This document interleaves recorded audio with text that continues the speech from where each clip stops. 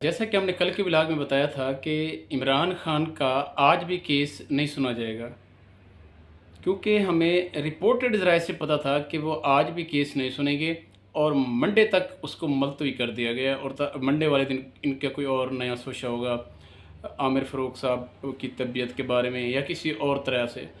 क्योंकि मैंने आपको अपने पहले व्लॉग में यही बात की थी कि इमरान खान साहब को ये एक लंबे अरसे तक लेके जाना चाहते हैं। अगर इन्होंने सुप्रीम कोर्ट से रिज्यू किया और सुप्रीम कोर्ट ने इस केस को देखा और इनको छोड़ भी दिया, तो सैफ़र वाले मामले में फिर इनको रखेंगे। ये तोशा खाना का मामला है ना, फिर सैफ़र का मामला है, फिर इलेक्शन कमीशन का मामला है। तो इन लोगों ने बहुत से मामलात बना के रखे हुए हैं इमरान खान को ना छोड़ने के और इनको जेल के अंदर रखने के। ये एक तासुब है, ये एक तासुब है, ये एक दोहरा मियार है। हम इंसाफ की बात करते हैं, हम पाकिस्तान की आवाम की बात करते हैं, हम इलेक्शन की बात करते हैं, लेकिन ये तासुब है, एक दोहरा मियार है।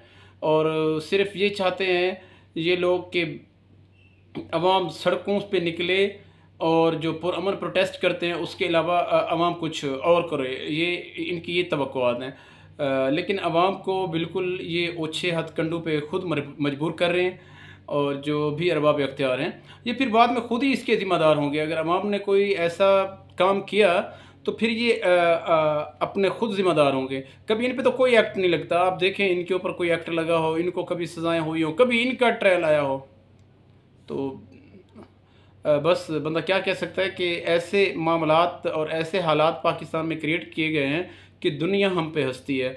और आज जो हाई कोर्ट में मामला आया है वकला के साथ, और वो भी काबिल मज़म्मत वाक़या है, काबिल मज़म्मत वाक़या है कि 17 के 18 बंदों की टीम थी जिसमें कुछ वकला और कुछ यूट्यूबर्स थे, ठीक है, जो हाई कोर्ट में लिफ्ट से, हाई कोर्ट की वो इमारत जो अभी रिसेंटली बनी है उसकी लिफ्ट से आ रहे थे कि लिफ्ट बंद हो गई है और मजबूरन उन लोगों को एक छोटे से लिफ्ट के जो लिफ्ट छोटी सी होती है, आप देखें कि बड़ी मुश्किल से 3x3 की या 3x4 की होती है, बड़ी मुश्किल से, तो उसके अंदर जब 18 लोग 1 घंटे तक महसूर रहे ना, मैं समझूंगा कि महसूर रहे, उसके अंदर बंद रहे, महसूर रहे, तो उनका क्या हाल होगा। ऊपर लिफ्ट के ऊपर एक पंखा होता है, पंखा भी उस लिफ्ट में नहीं था। और जब रजिस्ट्रार से और जो अमला ज़िम्मेदार है, ज़िम्मेदारान हैं जो उस पूरी बिल्डिंग को मेंटेन करते हैं, जब पूछा गया कि ये लिफ्ट बंद हो गया तो खुदारा आप चाबी ले आएँ तो इसके डोर को जो है ओपन करें, तो किसी ने कहा जिसके पास चाबी है वो नहीं आया, किसी ने कहा कि मेरे पास चाबी नहीं। जब रजिस्ट्रार से कहा गया तो रजिस्ट्रार ने कहा कि मेरे पास चाबी नहीं है, और फिर एक बंदे को भेजा जो दूसरी चाबी लेके आया, वो चाबी लगती ही नहीं थी। 1 घंटे के बाद रेस्क्यू टीम आई जिसने वकला को पीछे करके दरवाजे से उन्होंने जैक लगा के दरवाज़ों को खोला। ये हाल है, ये तासुब परस्ती है, ये शेम की बात है। शर्म आनी चाहिए। किसको शर्म आनी चाहिए? अरबाब इख्तियार को शर्म आनी चाहिए, उनको शर्म आनी चाहिए जो इनके साथ कर रहे हैं, और आमिर फ़ारूक को शर्म आनी चाहिए। वो जस्टिस के नाम पे एक धब्बा हैं, वो जस्टिस के नाम पे एक धब्बा है, वो कोई जज नहीं है। कोई जज इस तरह का नहीं होता, कोई जज तासुब परस्त नहीं होता। जज का क्या होता है? जज के अंदर एक जज के पास एक अथॉरिटी होती है इंसाफ करने की, ठीक है, एक जो रियलिस्टिक इंसाफ देने की आवाम को, ठीक है, जो उसके पास नहीं है। और ऊपर आप वकला पे अटैक कर रहे हैं जिसमें लतीफ़ खोसा साहब भी थे और पंजोता साहब भी थे, तो आप क्या वकला को मारेंगे? आपसे इंसाफ होता हुआ नज़र नहीं आ रहा। आप डेट पे डेट दे रहे हैं और कह रहे हैं, और ये है कि कहीं से इनको कुछ ना कुछ आने का जो है ना वो होना चाहिए, मतलब इनको कहीं से कुछ सपोर्ट या इनको कहीं से कुछ जवाब मिलेगा तो ये जो है ना आगे केस को प्रोसीड करेंगे। क्योंकि ये जो हाई कोर्ट के जज आमिर फ़ारूक हैं या हुमायूं दिलावर थे ना, तो दे आर रनिंग मशीन। आप यूँ कह लें कि ये रनिंग मशीन है और इन लोगों ने मरना नहीं है। इनकी शक्लें देखें वैसे फिट गई हैं, इन लोगों ने मरना नहीं है।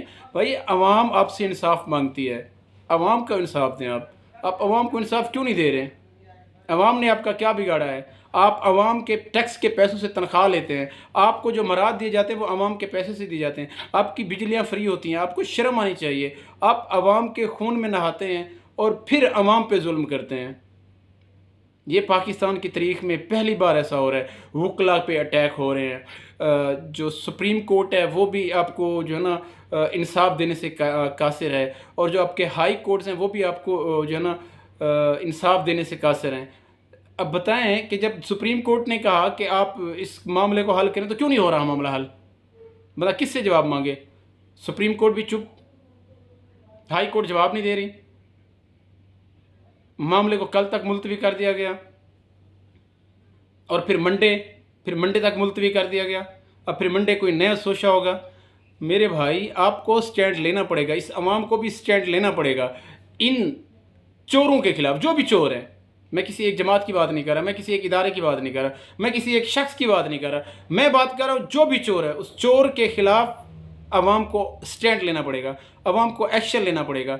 ये अवाम ही कुछ करेगी, ये वकला स्टैंड लें इंसाफ के लिए, जस्टिस के लिए।